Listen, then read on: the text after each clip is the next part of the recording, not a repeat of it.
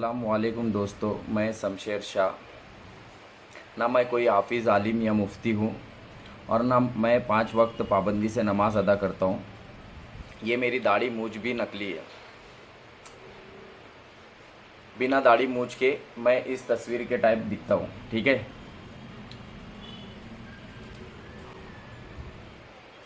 तकरीबन 10 दिन से मुझे जायज़ और नाजायज़ के ताल्लुक़ से ख़यालात आ रहे हैं और मुझे नींद भी नहीं आ रही है। फिर मैंने अपने दोस्त से मालेगांव के एक मुफ्ती का नंबर लिया और उस मुफ्ती को मैं मिलने के लिए व्हाट्सअप किया और जायज़ नाजायज़ के ताल्लुक़ से व्हाट्सअप पर बोला। बट उस मुफ्ती का मुझे कॉल आया। मैं उनसे कहा मिलकर बात करेंगे तो अच्छा रहेगा, बट वो ज़िद करने लगे कि आप मसला बताओ, मैं 2 मिनट में मसले का हल बता दूंगा। बट बड़ी मुश्किल से मैं बताया और तकरीबन 20 मिनट बात हुई। बात होने के बाद उस मुफ्ती ने मुझे कहा हम मिलकर बात करते हैं, बट तकरीबन 5 दिन हो गए और उनका कोई कॉल नहीं आया मुझको, और मजबूरी में मुझको। और मिसाल के तौर पे एक चिकन शॉप है और वहाँ पर जो है ना, मतलब हम चिकन लेने जाते हैं। कुछ लोग ऐसा भी करते हैं कि मतलब जो चिकन शॉप पर चिकन, मतलब जो स्किन के साथ में चिकन मतलब तराजू पर मोचते हैं और स्किन बाद में निकाल कर किनारे रख देते हैं और चिकन दे देते हैं। बट बिना स्किन के खाना मतलब सही है, बट वो लोग दोबारा वो स्किन को भी बेचते हैं, तो ये पैसा उनका कैसे जायज़ हो जाएगा। मिसाल के तौर पर ऐसे भी टेलर होते हैं जो मतलब कपड़ा चुराते हैं बहुत सारे, जैसे फ्रूट वाले हैं। हम फ्रूट खरीद कर लेकर आते हैं घर पर और ख़राब निकलता है, उनको पता रहता है, बट वो मतलब उसके अंदर ख़राब मिक्स कर देते हैं। बहुत सारे ऐसे भी होते हैं पंचर वाले जो मतलब पंचर बनाते हैं, एक पंचर होता है 2-3 पंचर बताकर पैसा ले लेते हैं। बैंक में बहुत सारे लोग जॉब करते हैं, फाइनेंस कंपनी में जॉब करते हैं। मतलब बहुत सारे जो टीचर है मतलब क्लास में मतलब जो है सो जाते हैं, मतलब कोताही करते हैं बच्चों को पढ़ाने में, मगर सैलरी तो पूरी लेते हैं। बहुत सारे ऐसे डॉक्टर है जो मतलब एक दिन में पेशेंट ठीक हो जाता है, मतलब उनको पता है कि ठीक हो जाएगा, मगर वो उनको 3-4 दिन तक तकरीबन रोज़ बुलाते हैं, मतलब पैसा हटने के लिए। और बहुत सारे मुस्लिम भाइयों में भी अभी ब्याज से लोग कारोबार करने लगे हैं, इंटरेस्ट का पैसा, ये सब। तो अब मैंने तो जमात में 4 महीना मतलब जमात में गया था, काफ़िले में गया, तो मैंने वहाँ पे हराम और हलाल की तमीज़ सीखी। मैंने वहाँ ये भी सीखा कि हराम का एक लुकमा 40 दिन की इबादत को कबूल नहीं होने देता। तो इस तरीके के मतलब ऐसे बहुत सारे मतलब वर्क, आपको तो मैंने इतनी सारी मिसालें दी है। तो इस तरीके का लोग इस तरीके से करते हैं, तो क्या इन लोगों का पैसा जायज़ हो जाएगा? अगर मिसाल के तौर पे एक देग में खाना बनाया जाए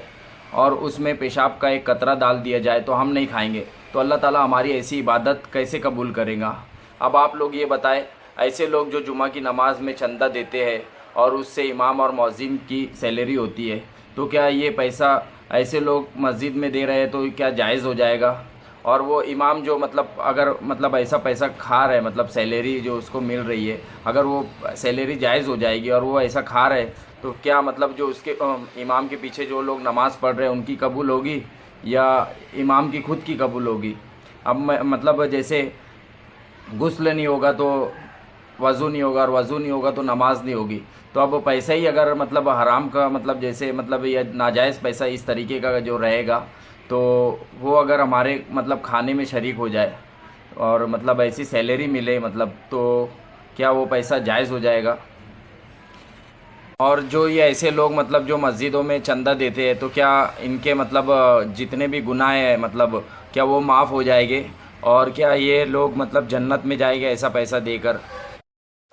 मैंने देखा एक शख्स ज़िंदगी भर ब्याज का कारोबार किया और मरने के बाद उसके घर वालों ने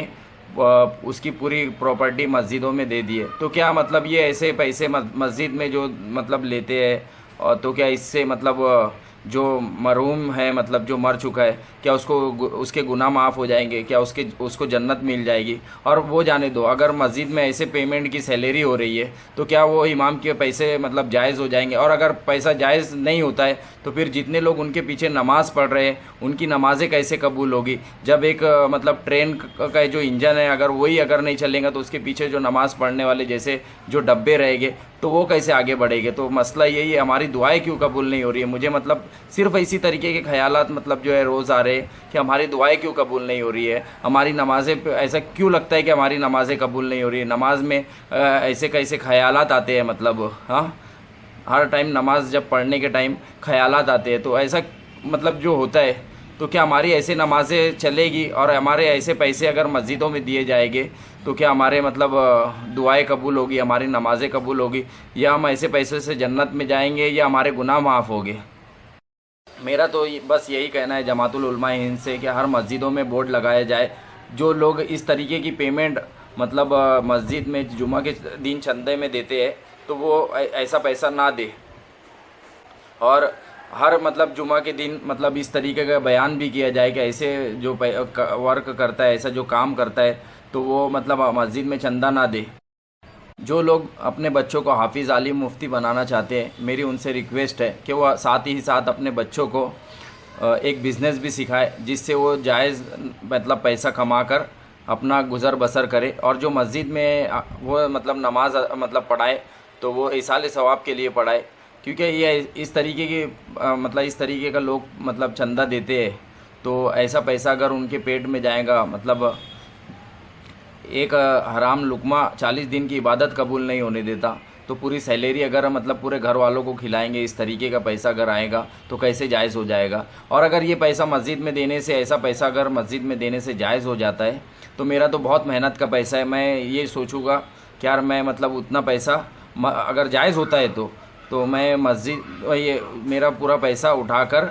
एक बैंक में इंटरेस्ट पे रख दूँगा, और उससे तकरीबन 4 मस्जिद के इमाम और मौज़िन की सैलरी मिलती रहेगी, और वो भी मेरी लाइफ टाइम नहीं। मैं पैसा बैंक और जब तक मस्जिद है उसकी लाइफ टाइम तक मैं उसको पैसे को रख दूंगा, क्योंकि मैं मर भी गया तो फिर तो मेरे को मतलब जो है अल्लाह ताला मतलब अगर वैसा पैसा जायज़ चलता है कभी मतलब अल्लाह ताला कबूल करता है, तो फिर मतलब मेरे को तो लाइफ टाइम मतलब जो है मतलब चारों मस्जिद से मतलब उनकी पेमेंट होगी, तो मतलब मुझे तो मेरे तो हर गुनाह माफ़ हो जाएंगे और हर चीज़ मतलब आप सोचो ना, मतलब अगर ऐसा पैसा अगर जायज़ हो जाएगा तो फिर मैं मतलब यही करना चाहूँगा कि मेरे मतलब जितना भी मतलब ज़िंदगी भर की कमाई है मैं उसको बैंक में इंटरेस्ट पर रख दूँ, और उससे जितना भी इंटरेस्ट आएगा 4 मस्जिद के इमाम और मौज़िन की सैलरी ज़िंदगी भर, यहाँ तक कि मेरी ज़िंदगी नहीं, टोटल मतलब जो मस्जिद और जो बैंक है उसकी ज़िंदगी, मतलब इतना मैं रख दूँगा 100-200 साल के लिए। वो पैसा मुझे नहीं मिलेगा चलेगा, बट मतलब उसका अज्र तो मिलता रहेगा अगर वो पैसा जायज़ है तो मैं यही चाहूँगा। और अगर मतलब नहीं जायज़ होता है तो मेरा ये ईमेल आईडी है, आप इस पे मेल कर मुझे फतवा मेल कर दीजिए प्लीज़, और प्लीज़ मतलब ये, और जमातुल उलमा हिंद से मेरी रिक्वेस्ट है, मैं बार बार बोल रहा हूँ कि हर मस्जिदों में इस तरीके का बयान किया जाए कि अगर ऐसा पैसा अगर चंदे में जो लोग देते हैं वो ना दे, और अगर मतलब उनसे ऐसा चंदा ना दे, और मस्जिदों में बोर्ड भी लगाए जाए जो लोग ऐसा मतलब बिज़नेस करते हैं वो ऐसा पैसा ना दे।